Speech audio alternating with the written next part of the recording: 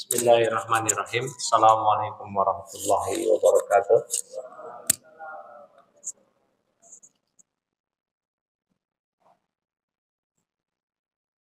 Alhamdulillahi wassalatu wassalamu ala rasulillah wa ala alihi wa sahbihi wa sallama tasliman katsira.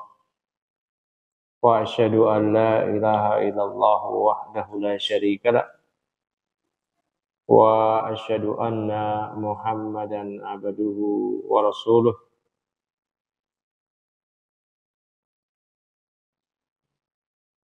Amma ba'd.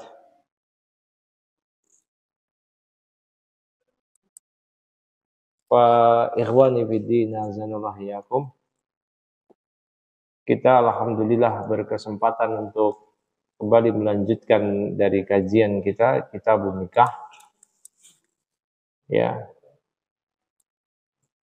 Masih dari matan Abu Syuja dengan sedikit penjelasan dari Syekh Mustafadil Al-Bugha. Sekarang kita masuk pada pembahasan berikutnya, yaitu masalah al-muharramat bin nas arba'a asyrata. Ada jenis-jenis 14 perempuan yang diharamkan untuk dinikahi. Ya. Yang diharamkan untuk dinikahi itu ada 14. Ya, jadi jangan salah ya. Mentang-mentang ada akhwat langsung main lamar-lamar aja. Cek dulu itu siapa. Nah, kata Syekh Abu Syuja, ya, sab'un bin nasab, itu yaitu yang 7 yang pertama yang diharamkan karena nasab, hubungan nasab, kekerabatan keluarga. Hunna al-ummu, yang pertama ibu. Ya, yang pertama adalah ibu. Ayo barakallahu fikum. Wa in alat, dan ibunya ke atas, ibu kita, ibunya ibu, nenek. Nah itu, ibu terus ibunya ibu. Ya, itu diharamkan untuk dinikahi. Ayo barakallahu fik. Ya, ibunya nenek, kemudian ibunya apa? Ibu kita, kemudian ibunya ibu dan ibunya nenek. Apa itu ibunya nenek? Iya. Kalau antum masih punya buyut, terus buyutnya masih cantik, jangan naksir. Mau dinikahin buyutnya. Ya. Enggak ada yang lain aja. Yang berikutnya wal bintu wa in safalat. Yang berikutnya anak perempuan dan ke bawahnya. Anak perempuan kita, kemudian anak perempuan kita punya anak perempuan lagi. Berarti cucu. Nah itu ke bawah itu tidak boleh. Ya. Taib. Atau anak kita punya anak laki-laki kita punya anak perempuan, cucu kita itu tidak boleh. Taib. Wal ukhtu, yang berikutnya saudari kita. Ya, saudari perempuan. Kakak atau adik perempuan. Ya, saudari perempuan. Baik itu satu ibu maupun atau satu ayah saja, apalagi sekandung, seibu seayah. Ya, saudari apakah seibu saja, beda bapak, atau sebapak saja, beda ibu, apalagi seibu seayah. Wal ammatu, bibi. Kalau bibi itu tante kita dari bapak, adik atau kakaknya bapak. Ya. Adik atau kakaknya bapak. Wal khalatu. Nah, kalau khalah bibi dari ibu, tante dari ibu, yaitu adik atau kakaknya ibu. Adik perempuan ibu atau kakaknya ibu. Kemudian wa bintul ukhti, dan putri dari saudari kita. Keponakan perempuan. Keponakan perempuan kita itu tidak boleh untuk dinikahi. Ya. Bintul akh, anak putri dari saudara kita, keponakan kita dari anak abang atau adik kita, Dan bintul ukhti, anak dari kakak perempuan atau anak dari adik perempuan kita, keponakan perempuan. Dari pihak saudari maupun saudara itu haram untuk dinikahi. Nah, ini ada 7 berarti. Ibu ke atas, ibu, nenek, anak ke bawah, anak, cucu, putri dan cucu. Kemudian ukhti, saudari, kemudian ammah, kholah, bibi dari papa, bibi dari ibu, bintul akh, bintul ukhti. Saudari anak putri dari saudari kita atau putri dari saudara kita. Nah, itu udah 7. Ya, kalau dikembangin banyak sebenarnya ya, kayak nenek, cucu itu masuknya. Wasnani birrodoah. Dan juga ada 2 golongan yang karena sebab sepersusuan. Ya, susuan. Yaitu ummul murdiah. Yang pertama ibu susuan kita yang menyusui. Ya, ibu susuan kita yang menyusui, yang berikutnya wal ukhtu minar rodoah. Saudari sesusuan. Ya, misal antum waktu kecil diasuh oleh ibu asuh, ya, dan disusui oleh ibu asuh, maka itu ibu asuh mahram selama-lamanya.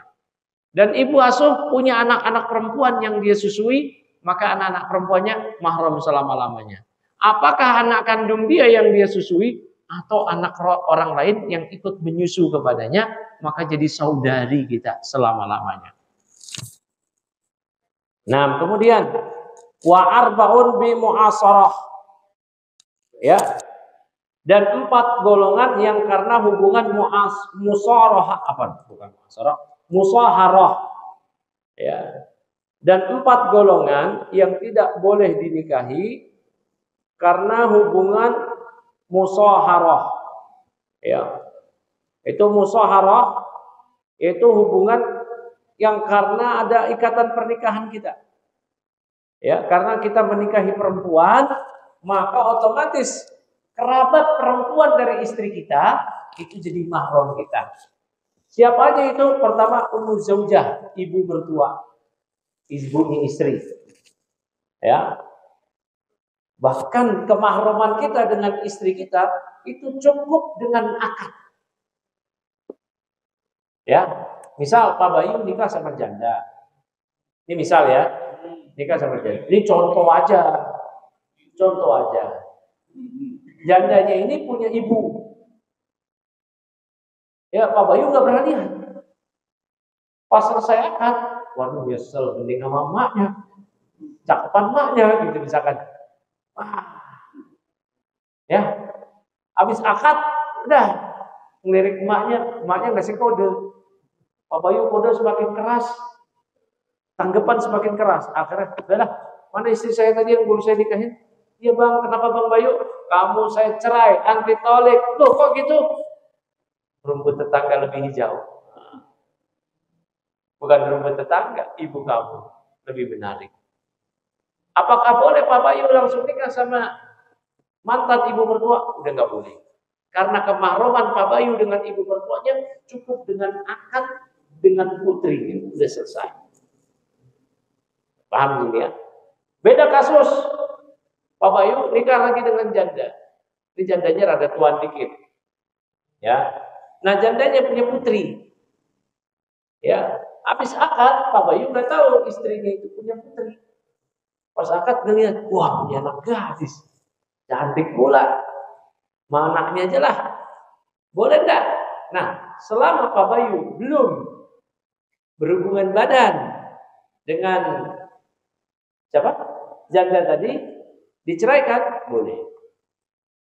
Menikahi putri mantan istrinya. Tapi kalau ibu mertua nggak bisa. Cukup dengan anak selesai. Mahram selama. Paham gak sini? Ya, ini contohnya. Contoh aja ini Pak Bayu. Habis kan yang punya visi seperti itu, ya nampak nggak Pak Bayu. Walau yang lain juga memendam demikian, tapi ya malu-malu. Barakallahu fikum.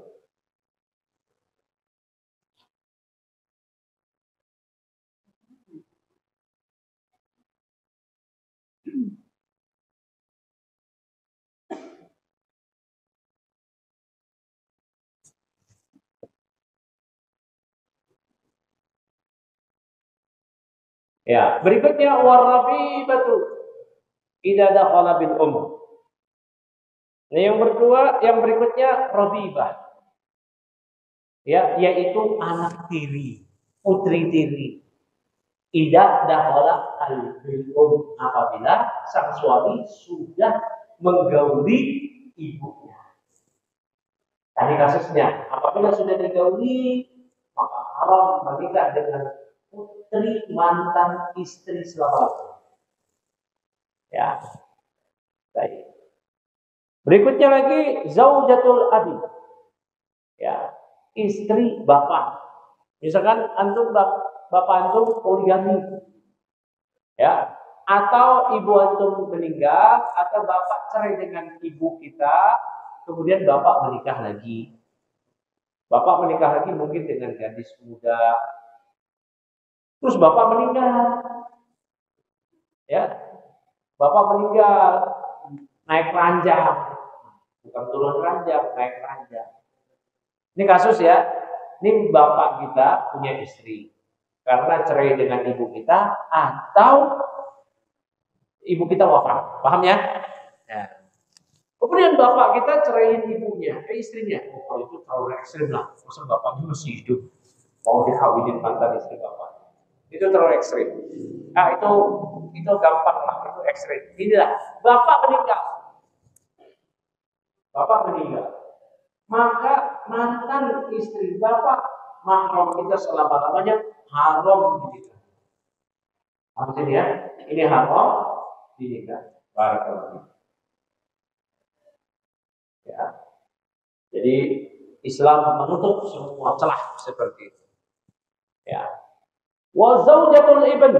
Nah, berikutnya juga siapa?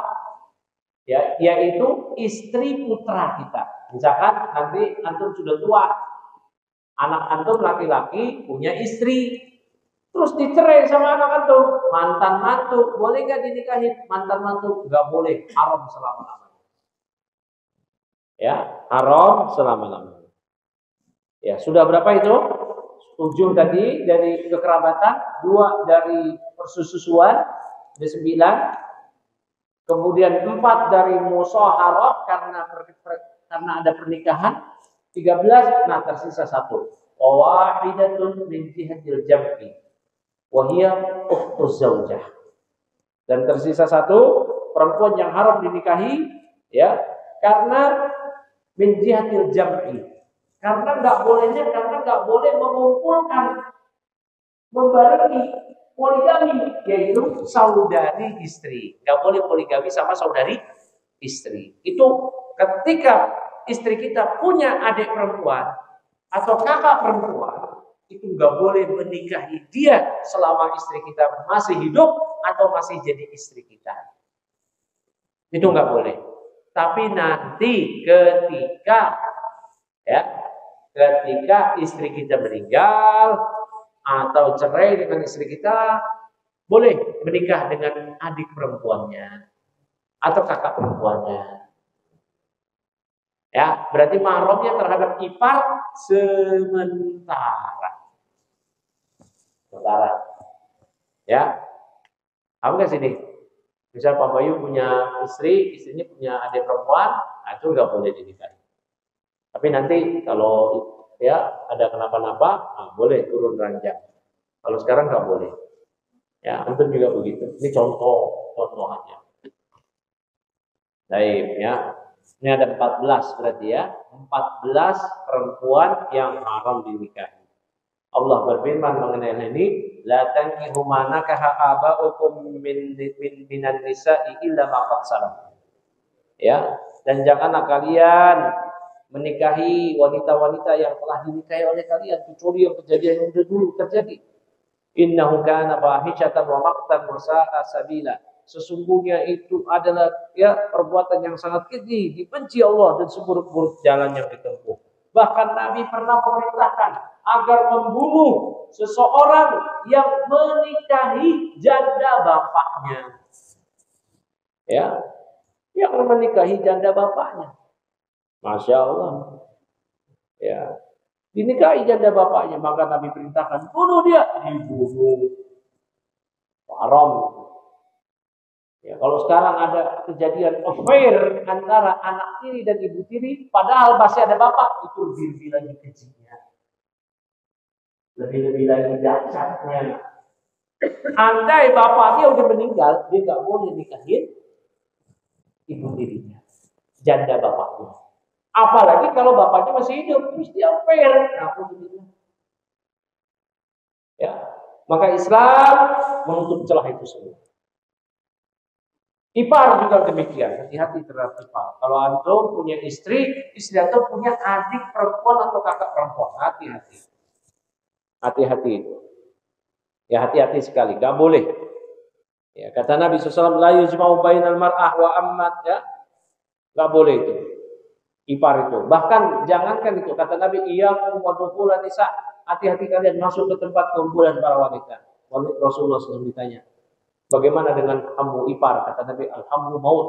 Ipar adalah bagaikan kematian. Bagaikan kematian. Barakallahu fikum.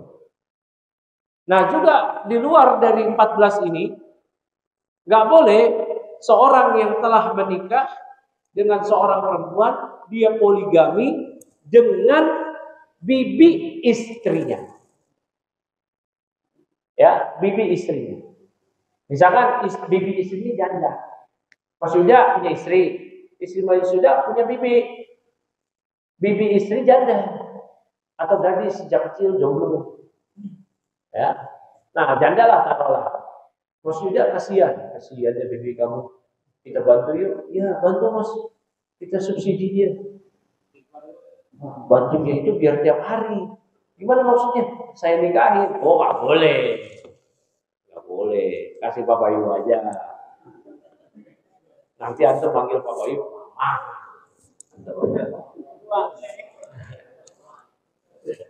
Ya, tidak boleh. Ya, kata Nabi SAW, la yujma'u bainal mar'ah wa ammatiha, wa bainal mar'ah wa ammatiha. Enggak boleh seorang poligami ya dengan istri dan bibi istrinya, baik dari bibi pihak bapak atau bibi pihak ibu. Itu tidak boleh. Ya, poligami sama sepupu istri boleh tidak? Nih, istri kita punya adik sepupu perempuan atau kakak sepupu perempuan. Boleh tidak? Boleh. Sebagaimana kita juga boleh menikahi sepupu. Nah, dari 14 mahram ini ada tidak sepupu? Ya, berarti antum boleh menikah dengan sepupu? Boleh. Ya, kita itu usah ribet-ribet. Nikah sama sepupu bapak. Ya, nikah sama sepupu. Jelas keturunannya setelah kita ketahui. Nasabnya sudah diketahui. Bobot, bebek, bibit katanya. Udah tahu. Dan nikah sama sepupu aja. Datang ke pamanah dulu. Mak, kenapa? Dan nikah belum dia? Belum, saya yang nikahin. Gitu. Nikah sama sepupu. Enak. Lebih mengikat lagi. Persaudaraan lagi. Ya. Sepupu bukan mahram. Sepupu itu. Ingat ya, sepupu bukan mahram. Berarti nanti kalau lebaran ketemu sama sepupu, gak ada kesalahan-kesalahan. Sepupu bukan mahram. Ini juga nih yang putri-putri. Kalau punya sepupu cowok, udah nikah aja sama dia. Ya, nikah aja sama sepupu. Ya, tak apa nikah sama sepupu boleh. Atau di sini punya sepupu, nikah sama sepupu. Ya, sepupu tahu sepupu. Misalnya bapak kita punya adik, adiknya bapak punya anak perempuan. Sepupu itu boleh kita nikahi.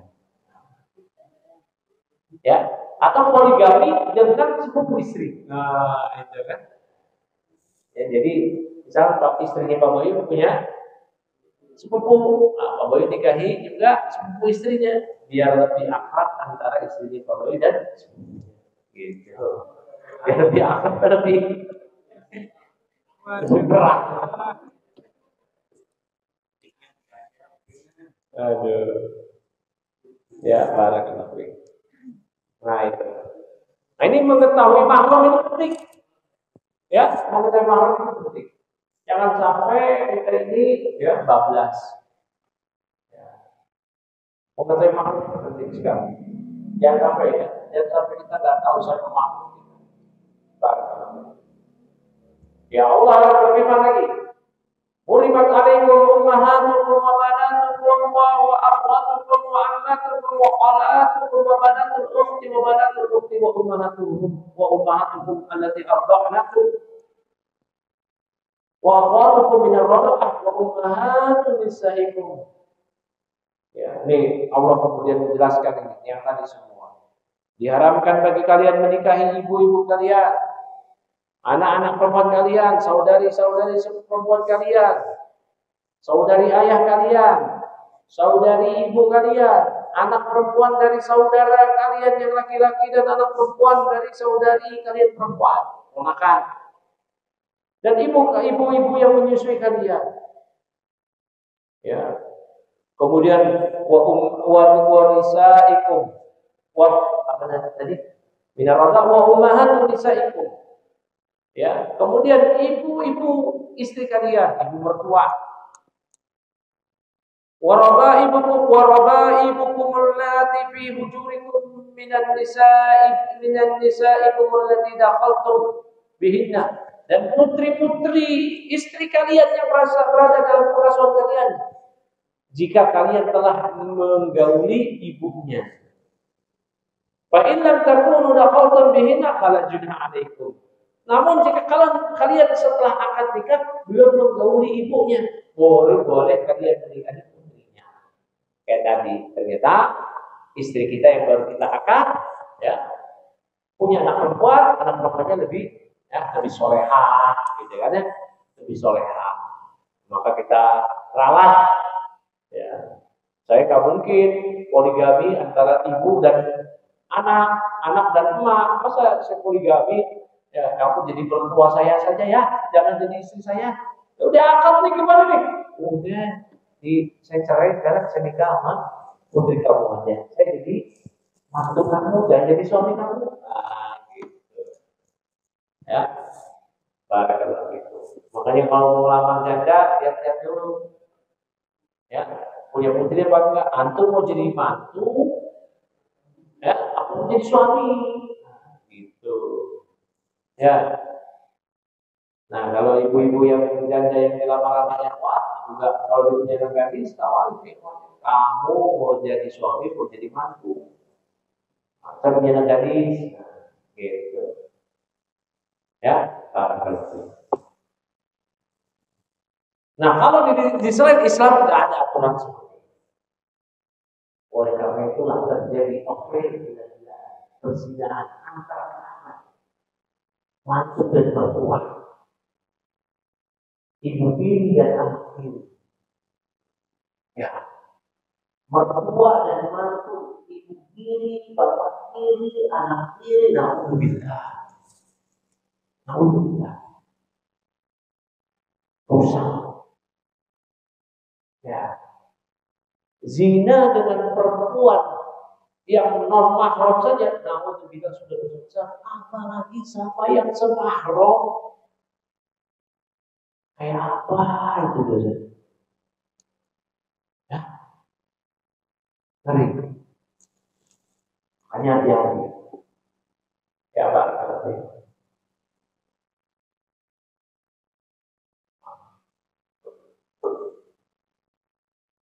Ya.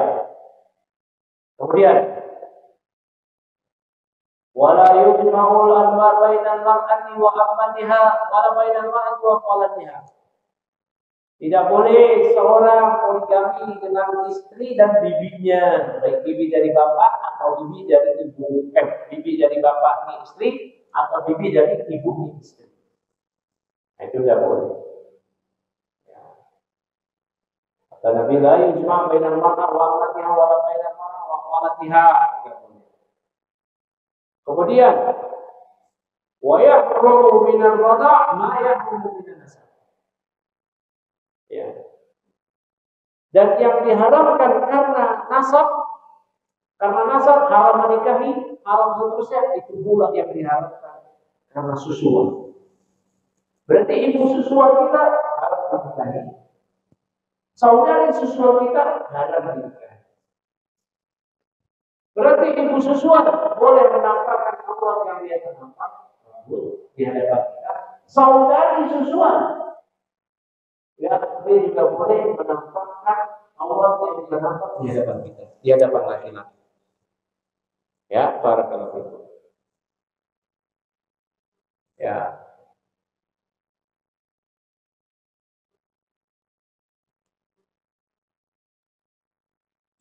Nah, mengenai ibu susuan ini dijelaskan an Aisyah dari Aisyah, zaujin Nabi, istri Nabi sallallahu alaihi wasallam. Ya, anna Rasulullah sallallahu alaihi wasallam kana indaha. Ya. Bahwasanya Rasulullah SAW pernah berada di rumahnya Aisyah. Wa annaha sami'at sauta rajulin yasta'dinu fi baiti Hafsah. Karena rumahnya Aisyah berdempetan dengan rumahnya Hafsah.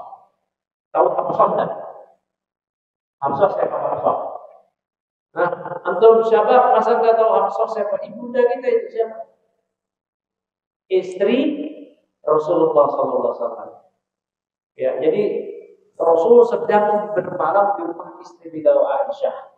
Tapi rumah Hafsah dekat. Dulu ada di Madinah museum miniatur rumah Nabi. Sekarang museum sudah ada. Ada miniatur rumah Nabi di desa. Rumah Aisyah, rumah Hafsah, dekat-dekatan. Nah, ketika Nabi sedang berada di rumah Aisyah, Aisyah mendengar ada pria yang minta izin masuk ke rumah Hafsah. Assalamualaikum. Ada pria. Nah, Hafsah istrinya Nabi.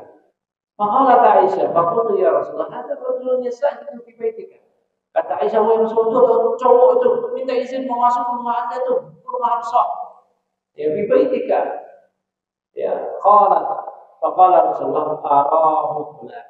Kata Nabi, oh enggak apa-apa, itu si fulan. Cowok. Ya, li'ammi Hafsah min ar-radhah.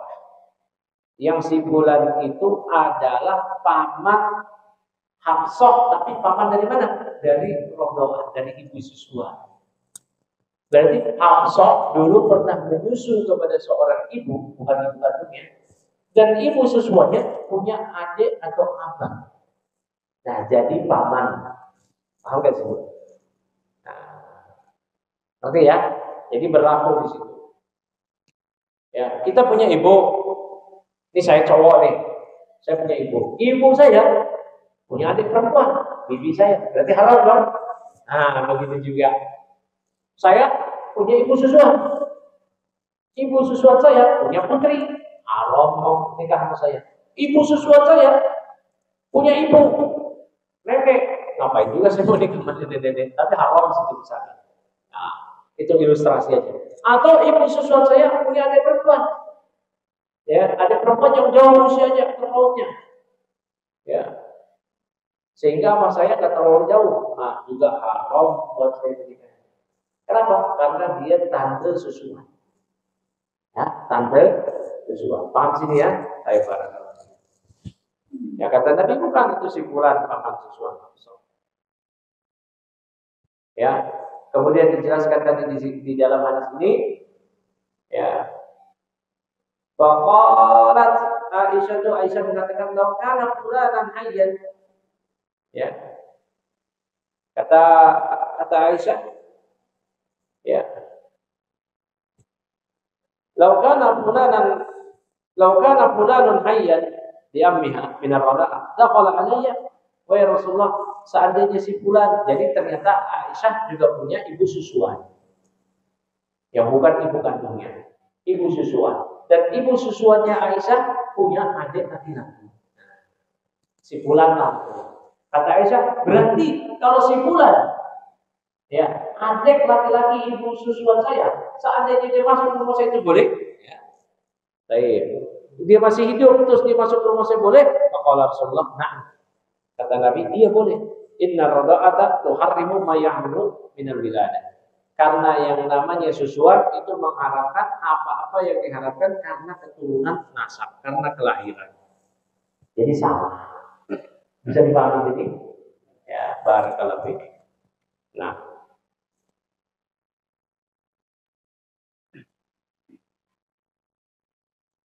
kemudian Ibnu Abbas, dari Ibnu Abbas, qala Nabi sallallahu alaihi wasallam fi binti Hamzah, Nabi sallallahu alaihi wasallam bersabda tentang ya putrinya Hamzah. Kata Nabi apa? La tahilli. Itu enggak boleh saya nikahi putrinya Hamzah. Enggak boleh.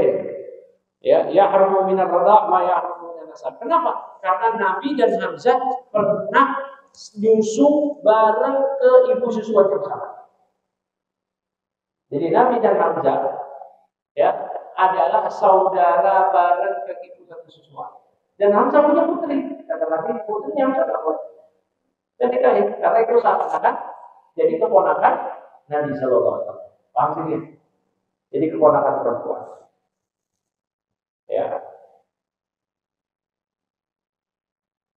Enggak halal. Karena yang haram karena nasab, karena keturunan, haram pula karena susuan. Kemudian Nabi jelaskan bahwa ya bintu akhi minar radhah. Jadi adalah putri saudaraku dari susuan. Ya.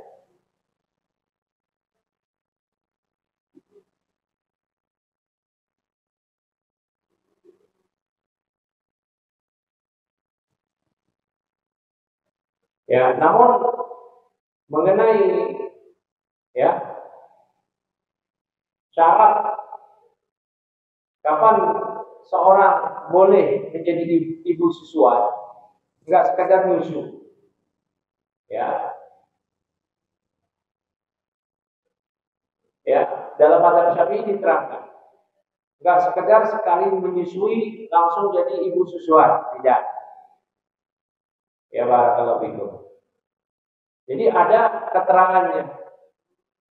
Dia mesti ya menyusui sampai lima kali sampai kenyang. Ya. Sampai kenyang. Tidak boleh ya asal-asalan sekali menyusui habis itu dah besok jadi apa namanya ibu susuan, tidak boleh.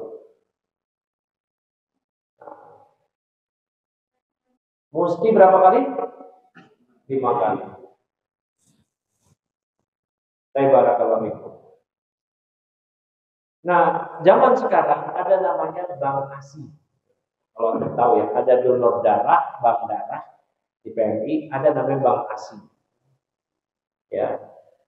Nah, ini tentunya nggak sembarangan. Air ASI ini dari seorang ibu yang sehat, yang ASI-nya telah terjamin, ya, mengenai kebersihannya dan seterusnya lah, dalam memenuhi syarat. Nah, zaman sekarang ada demikian. Ya. Barakallahu fikum. Nah, maka kata para ulama Syafi'iyah, yang namanya susuan, apakah sang anak minum ASI, air susu ibu dari ibu susuannya, langsung dari puting payudara si ibu susuan, atau jalan yang lain, misal diperah, pakai dot, itu sama aja. Ya, itu sama. Barakallahu fikum. Jadi nanti kalau untuk anak udah minum dari susu itu, maka dia sudah jadi ibu susuan. Makanya problem dari bank ASI ialah harus ada data. Harus ada data. Nah, misal anak kita menyusu ke ibu susuan yang dari bank ASI, maka seharusnya bank ASI tersebut didata. Ini satu perempuan dari sumber, namanya siapa, nasabnya siapa, asalnya. Nah, ini penting itu.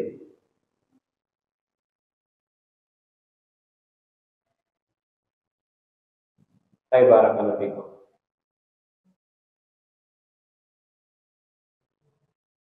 Ya.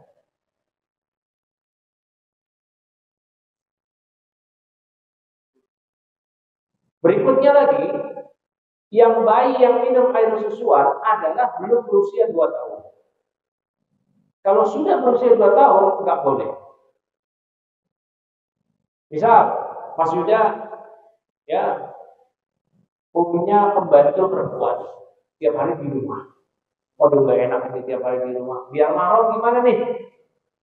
Ya, biar mahram. Kata pembantunya Mas Yuda, Pak Yuda, ibu saya punya bayi lagi nyusui. Terus gimana? Nanti minum air susu ibu saya ya, biar kita jadi saudara sesusuan. Pakai itu, pakai dot. Udah pakai ondol tiap hari. Nah, pakai dot gitu. Atau pakai susu, masa pakai dot sih? Pakai gelas. Nah itu tidak boleh. Kenapa? Karena minimal syaratnya ialah bayinya berusia 2 tahun. Bayi udah bangkotan, nggak bisa. Ya, tadi berikutnya lagi berapa? Sampai 5 kali susuan dengan minum susu yang mengenyangkan. Artinya dia lagi nangis nih, oe, minumin sampai diam. Pas dilepas, diam, berarti dia udah kenyang. Tapi oe, disusuin, terus dilepas, nangis, berarti belum kenyang. Berarti belum. Paham sini ya? Baik.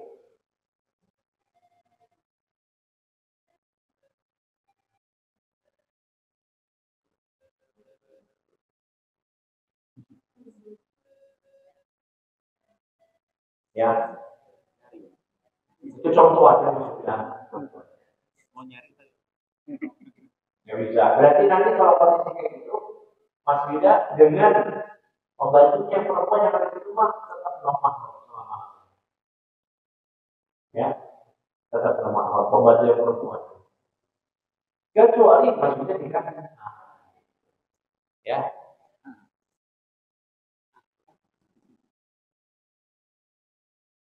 Nah ini problemnya tadi Bang Masih. Tidak ada data siapa ibu susuan, nasabnya gimana. Ini penting supaya nanti ketika orang yang minum dari susuan ini udah gede, dia kemudian dia udah dewasa ketemu sama perempuan, tidak menikahi perempuan yang haram jadi. Jangan sampai ternyata yang dia nikahi adalah putri dan ibu susuan dia yang mulia ambil susu dari Bang Masih. Ya, saya barang.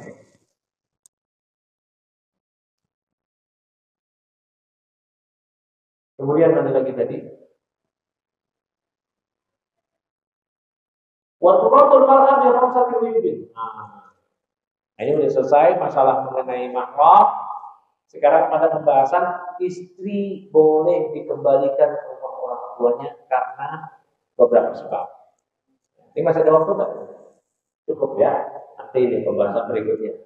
Jadi boleh-boleh saja ya istri dikembalikan kepada orang tuanya, alias dicerai. Ya, boleh. Karena beberapa hal. Nanti ini dia. Ya. Insyaallah.